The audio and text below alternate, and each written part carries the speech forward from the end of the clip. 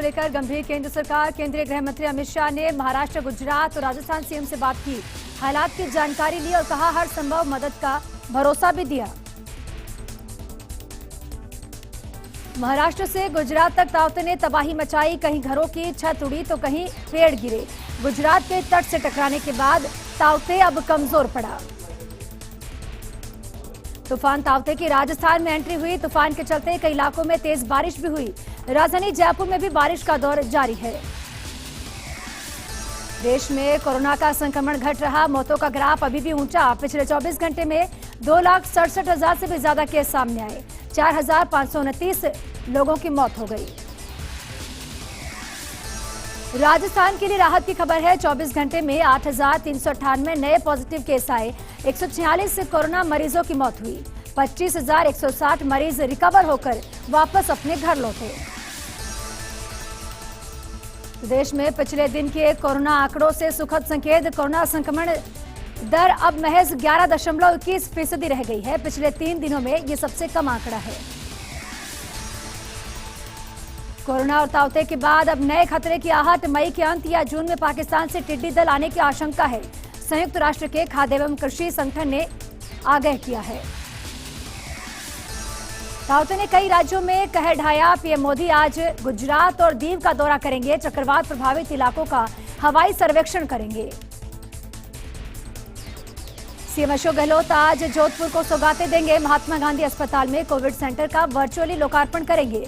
पिपाड़ के लोगों को भी 30 बेड के सुविधायुक्त वार्ड का तोहफा देंगे। नेपाल के पोखरा में भूकंप के तेज झटके महसूस हुए। 5.3 मापी गई तीव्रता। राष्ट्रीय भूकंप केंद्र के अनुसार स्थानीय समयानुसार तड़के करीब 5.42 बजे ये झटके महसूस किए गए। वैक्सीन की कमी के बीच केंद्रीय सड़क परिवहन एवं राजमार्ग मंत्री नितिन गडकरी का बड़ा बयान। कहा और कंपनियों को दिया जाएगा निर्माण का लाइसेंस और पहले देश के लोगों को वैक्सीन दी जानी चाहिए। कोरोना की चपेट में लगातार जनप्रतिनिधि भी आ रहे हैं। यूपी सरकार के मंत्री विजय कश्यप का निधन हुआ। 29 अप्रैल को कोरोना पॉजिटिव होने के बाद अस्पताल में भर्ती करवाया गया था। देश में फिर एक और विधायक पर कोरोना का कहर टूटा। धैर्यवाद से भाजपा विधायक गौतम लाल मीणा का निधन हुआ। महाराणा भोपाल चिकित्सालय में कोरोना संक्रमित होने के बाद से ही वो भर्ती चल रहे थे।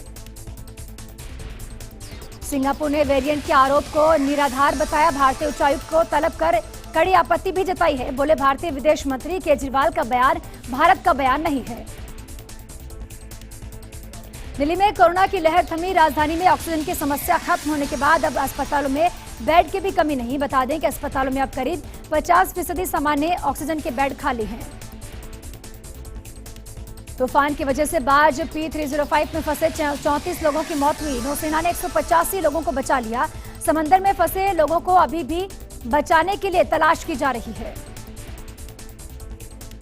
पश्चिम बंगाल के पूर्व सीएम बुद्धदेव भट्टाचार्य को कोरोना हुआ। पत्नी मीरा भी पॉजिटिव हैं। बताया जा रहा है कि बुद्धदेव भट्टाचार्य इस वक्त अपने घर पर ही रहकर इलाज करवा रहे हैं। यूपी में प्रवासी श्रमिकों को भरण पोषण का भत्ता मिलेगा। मुख्य सचिव ने आदेश जारी किया। मुख्य सचिव राजेंद्र कुमार तिवारी ने कहा कि फिलहाल ये भत्ता 1 माह के लिए दिया जाएगा। भाजपा कांग्रेस में दंगल जारी है। संबित पात्रा ने बताया कि किसने बनाई थी कांग्रेस की टूलकिट। बोले पीएम मोदी की छवि खराब करने की कोशिश है। टूलकिट बनाने वाली सौम्या कांग्रेस से जुड़ी हुई है। नहीं रहे सोलर इंडस्ट्री के चैंपियन गोविंदकांत। भारत में कोविड-19 से मरने वाले दूसरे ऑस्ट्रेलियाई। वहीं बेटी ने आरोप लगाया कि सरकार से पिता की बीमारी को देखते हुए मदद पहुंचाने की अपील की गई थी, लेकिन इसके बावजूद उनके 59 वर्षीय पिता को छोड़ दिया गया। प्लाज्मा थेरेपी पर बढ़ा कंफ्यूजन। आईएमए ने कहा मरीज के तीमारदार की मंजूरी से दिया जा सकता है। फोर्ड का नया इलेक्ट्रिक ट्रक चलाते नजर आए राष्ट्रपति जो बाइडेन। कहा दुनिया के भविष्य का निर्माण यहां अमेरिका में होगा। सीएम तीरथ रावत की सिंचाई विभाग के साथ समीक्षा बैठक आज शाम को सचिवालय पहुंचेंगे। इसरो कोविड-19 के खिलाफ लड़ाई में आगे आया। बनाया स्वदेशी ऑक्सीजन कंसंट्रेटर। वैक्सीन की कमी को लेकर राहुल गांधी का फिर से मोदी सरकार पर वार। कहा केंद्र सरकार की नीति ध्यान भटकाओ, झूठ फैलाओ, शोर मचाकर तथ्य छुपाओ।